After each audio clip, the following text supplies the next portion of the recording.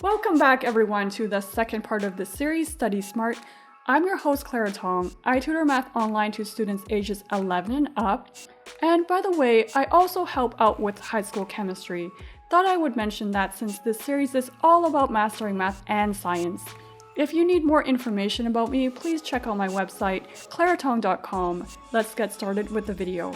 Now, this video is all about procrastination. It is the biggest roadblock when it comes to studying. You see, when you're learning new material, your brain needs time to deeply process. It also needs sleep to strengthen the neural pathways. So, trying to cram it all in at the very last minute, that is like thinking that you can go from being a couch potato to a marathon runner in one run. Things don't work that way. Sleep is your brain's best friend. While you sleep, your body's glymphatic system begins its work, clearing out toxic waste products produced in your brain while you're awake. If you don't sleep well, this cleaning process gets disrupted. The noticeable consequence the next morning is that you might feel as if your brain is in a fog, you can't concentrate well, you can't react to things quickly. It's not great. Also, while you sleep, your brain sorts through your memories. It strengthens what it thinks is important and tosses out the rest. The memories that are selected as important become deeply ingrained. Wouldn't you want your brain working with you so that all the time that you spent learning about the trends of the periodic table is not wasted? Plus, bed is one of the 3 B's that we talked about in part 1 of this series about activating diffuse mode so that you can work on hard problems. If you load the problem into your brain before you sleep, there might be a chance that by the next morning, you'll have an answer that actually works. This actually happened to me last week. When you procrastinate, you're only giving yourself time to do surface level learning. An example of this is when students try to tell me that they're going to memorize the problems for a test because they don't have time to understand it. Under those conditions, the best that you can do is remember what sorts of things that you need to write down and then just hope for the best. But this is like trying to speak a foreign language without understanding what any of the words mean. So, how do we kick this procrastination habit? This may surprise you, but I'm not going to say anything at all about willpower. You see, willpower is like a muscle. After you use it, it gets tired. Resisting temptation once lowers your ability to resist temptation again. Instead, we need to understand why we procrastinate in the first place. It's not that we're lazy, unmotivated, or avoiding effort. Procrastination is actually about managing negative emotions. When faced with tasks that we feel unprepared for, we're looking at emotions like fear of failure, anxiety, boredom, confusion, and frustration. Who wants to experience that? So instead of facing these feelings, we do other things like get a snack, organize our photo library, clean our desk, or start scrolling on social media. Anything to get our minds off the pain of negative emotions. Here's the thing, avoiding the problem might make you feel a little bit better in the short term, but it doesn't fix anything in the long run.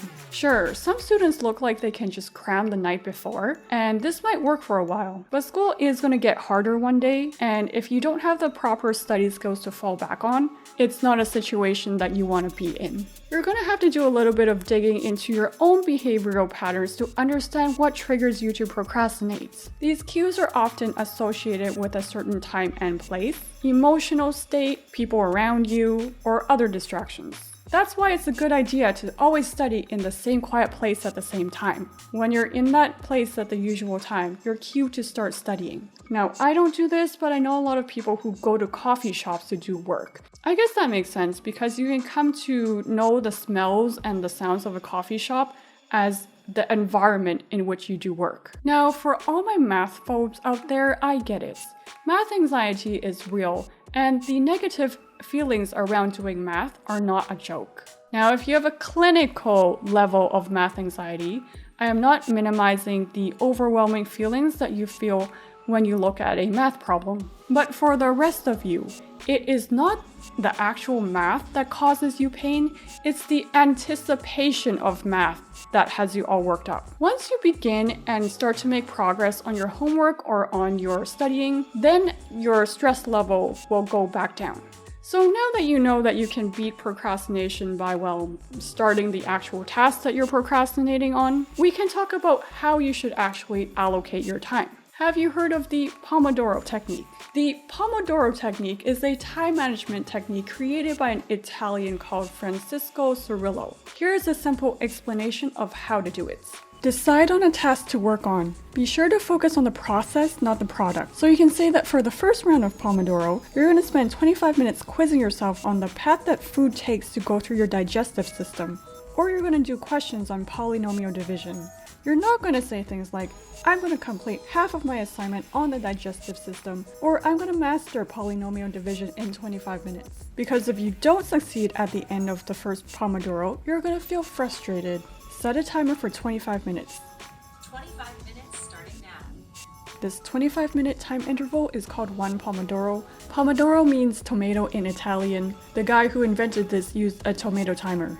Focus entirely on your chosen task until the timer rings. Avoid distractions during this time. Distractions may come, but you can just acknowledge them and ignore them. Once the timer goes off, take a short break of around 5 minutes. Use this time to rest, stretch, or drink some water. After your break, return to your task and set the timer for another 25 minutes. Repeat this cycle of working for 25 minutes and taking a 5-minute break for 4 rounds. After the 4th round of Pomodoro, you can take a longer break of around 15 to 30 minutes.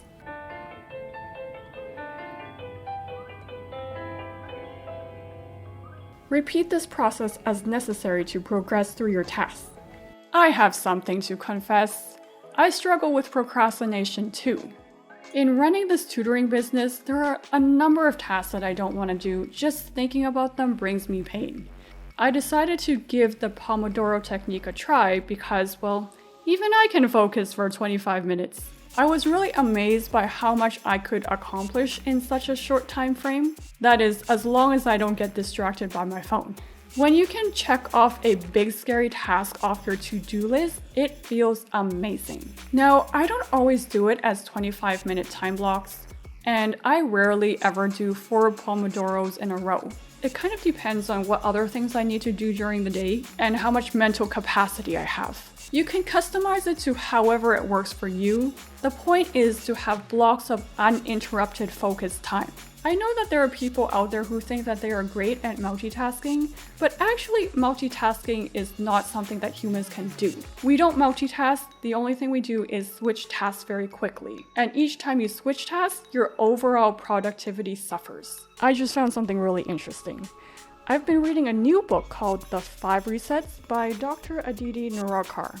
In this book, she talks about overcoming stress and burnout, which I think is a very relevant topic for today's day and age. One of the reasons for feeling stressed and burned out is having the sense that we have too many things to do and not enough time to do them. Our brains just keep going and we're not giving it enough time to rest. So one of the resets that she talks about is letting our brains come up for air. In this section, she also talks about how multitasking is a myth. What she recommends instead is something called monotasking, where you focus on one task at a time without distractions for a set amount of time. And after a said work period, you really need to take a break.